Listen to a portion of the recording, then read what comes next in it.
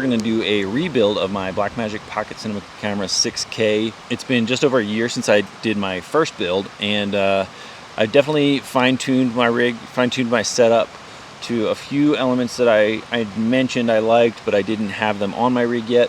I finally have really almost the perfect rig that I want. If you've been following my channel, you'll have seen a lot of these elements. I've done specific reviews on most of these pieces individually. So I apologize if this is repeat information for a lot of you. For those of you who are new to my channel, new to building a cinema rig, and you just want some good intel on some gear, I hope this helps you out a lot.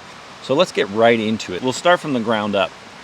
My 15mm rails, I have the small rig 15mm 12-inch rails so that I can fit everything on the rails. Follow focus, Mapbox, VMount plate, camera plate, and any lens support you can fit right in there as well. So I like these small rig, great rails for the price. Next up, I have the small rig base plate with 15mm rail mounts. I really like this over the other one. The one I had originally used on this rig was meant specifically for mirrorless and DSLR cameras that don't have such a large body, but I really like this plate, and I think this would actually work for a mirrorless or a DSLR. So I really like this plate as opposed to that original one that I had on my rig. Next up, I'm using the Film City HS2 follow focus. This is an invaluable piece of gear for a cinema rig, because you just can't pull focus. It's hard to pull focus the old-fashioned way. At least I think it's hard. This thing has been amazing, and of course you can attach a whip there. I can't say enough about this piece of gear. It's been solid, really great construction. Of course, you have two rings that you can draw your AB points on, ABC points. Really happy and really glad that I got a follow focus, especially since my lens has manual focus gears already on it. Next up, I'm using the Fotka DP500 Mapbox. This thing has also been an incredible, invaluable piece of gear, keeping light out of the lens and getting really clean images, really great colors. You know, a Mapbox, they all do the same thing. For the price, this thing is awesome, and on top of that, it looks cool on your rig. But especially if you shoot outdoors a lot, you definitely want a Mapbox on your rig and some ND filters. All right, next up, the Camvate VMount battery and power plate. This is also another piece of gear that I would say is absolutely invaluable, and I won't trade this thing for any other piece of gear unless they come out with something better. I've run into a few dislikes about how it mounts. What I do like is that you can take the 15mm rail mount and readjust it on the back plate, because you've got all these 1/4-20 thread mounts on the back plate, on the cheese plate on the back. And then your power plate has everything you need. It's got a D-tap, a USB, a 12 volt, and a 7 volt monitor output. And I've been able to plug pretty much everything into this plate or into my V-mount directly. And attached to the back of my V-mount plate, I have the small rig Samsung T5 mounting bracket, which attaches straight to that V-mount plate via the 1/4-20 threads. And I find it's just a perfect spot to put your SSD. It's out of the way, it's hidden, it adds a little bit of weight to the back so that you're not quite so front heavy, which is something I run into often. So I am really happy with that whole setup. And then of course my V-mount, it's the I don't even know how to pronounce this V-mount, but the link is in the description below. 190 watt hours. Really happy with this battery. It's rarely, maybe once or twice, ever died on me in the field. Really happy with that. Next up, we've got, of course, the small rig BMPCC 6K cage version 2. Enough said. This thing is just solid.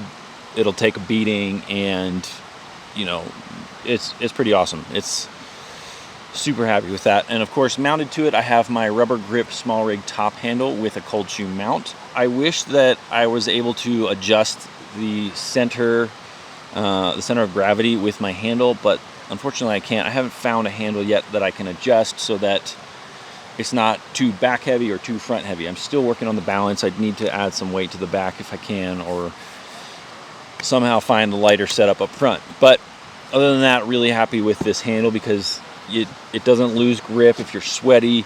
The adhesive on the rubber to the metal does not detach. That's a big thing you want to watch out with certain rubber accessories, that it sticks to the rubber.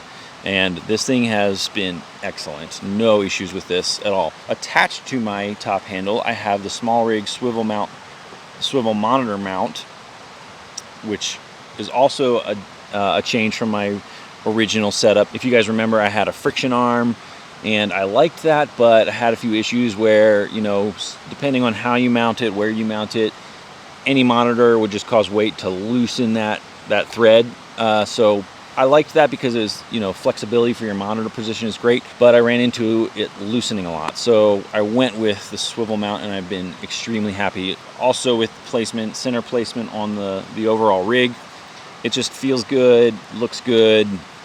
Very happy that I went that direction. On my swivel mount, I have the Portkeys LH5P. This is a pretty new monitor that Portkeys sent me several months ago and asked me to do a review on it. This is actually the 5th monitor that I've owned. Pretty much by far my favorite. I think everything about this monitor is excellent. From the build quality to the Bluetooth wireless control of your Blackmagic. I cannot say enough about this monitor and the functions and the features that it has. Really extremely happy. If you haven't seen it, go check out my review on this monitor where I take it out into the desert in the winter and try it out. So really happy with the Portkeys LH5P, and of course the Blackmagic Pocket Cinema Camera 6K. I am a huge fan of this camera, of course. Plenty of videos out there, go watch them. Attached to my Blackmagic Pocket Cinema camera, I have the Zine 24mm 1.5 Cine lens, and also an excellent, beyond excellent lens. I am extremely happy. I'll just show you some footage that I've taken. If you have not seen any of my previous videos with this camera, with this lens, take a look at some of the footage of my other videos. I'll put some in here. This lens is just beautiful. It gives you absolutely beautiful images. Hope that I am able eventually to buy more Zine glass. They're, you know, expensive for most, so expensive for me as well. To build a collection of them is pricey, but you'll be extremely happy. Even I shoot mostly with the 24. With the crop ratio of the Blackmagic 6K, you know, of course it's more like a 36mm lens, but really smooth images, really great color, and really great dynamic range with this lens, and also looks cool. Now I have my rig mounted on a Manfrotto MVH 500AH tripod system. This fits my needs because I'm in the backcountry a lot, I'm in the woods a lot, and I don't want something super heavy and super bulky. The downside to this thing is I've noticed that over time my ball head it's really easily moved. If I throw the rig over my shoulder, and it'll bump it. Even if I have it really tight, it'll still move the head, and you know, I'll go to set up and my camera's tilted pretty gnarly. But other than that, a great lightweight but solid option for a heavier rig, and I really like that. A few other small things that I will mention: the D-tap power for the Blackmagic Cinema camera. I'm using this something Andy D-tap Blackmagic power cable, and this thing's been awesome. I would highly recommend that you use mostly coiled cables on your rig, as well as my HDMI cable. I've been through so many different HDMI cables, and I finally found this one. I'll put a link below that I'm very happy with. It hasn't broken on me, and it coils and stays right out of the way, as well as the D-tap cable. I urge you, do not buy any of the Atomos coiled HDMI cables. I think after the second time I bought it and used it, it died because it couldn't handle the stress of any angles. And I get you're not supposed to put stress on your cables, of course not, but it happens often, whether you like it or not. I've even bought angled cables, and I like this one the best just because it takes the stress off, it keeps all your cables bundled really nicely. But the Atomos, you know, for whatever it is, $30, $20, $30, $40, it is not worth it because it is probably going to break on you. And I've even used several rigid cables that really stretch and bend the jacks and whatnot, but And those have even done better than the Atomos HDMI cables. I really like this cable, and I highly recommend this coiled HDMI cable. Dutech or Ditech or Dite, I don't know, something like that. So that's a look at my Blackmagic rig. If you have any questions, please feel free to reach out and ask me. I don't know all the answers, but I will try to answer as best as I can. I've been shooting with this for over a year, almost a year and a half now. This package right here, I'm really happy with it, and all of this gear is gear that I have found to be well worth the investment, and I've even tried to keep it a little bit on the cheaper side. You know, no one wants to spend $7,000 on a rig. So I've tried to keep this rig fairly budget friendly, yet functional and rugged and able to take a beating. So thank you all for watching. Please check the links below, and I'll see you next time.